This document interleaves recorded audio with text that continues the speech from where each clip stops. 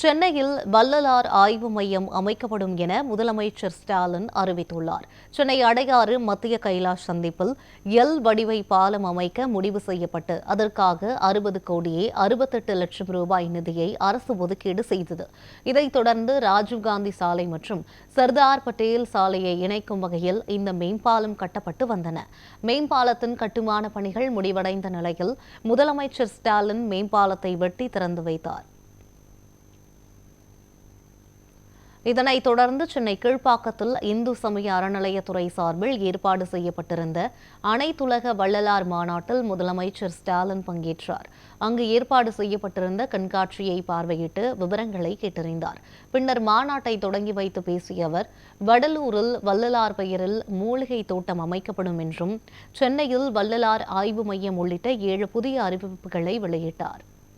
வடலூர்ல சன்மார்க்க பயிற்சி பள்ளி ஏற்படுத்தப்படும்.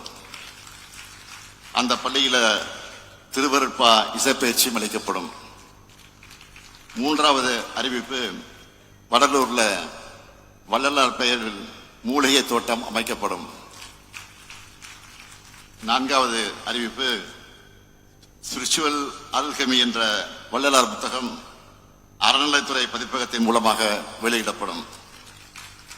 5வது அறிவிப்பு, வள்ளலார் பிறந்த நாளை ஒட்டி ஆண்டுதோறும் 3 நாட்கள் விழா நடத்தப்படும். 6வது அறிவிப்பு, மேட்டுக்குப்பம், மருதூர், கருங்குழி ஆகிய இடங்களில் வள்ளலார் அன்னதான கூடங்கள் திறக்கப்படும்.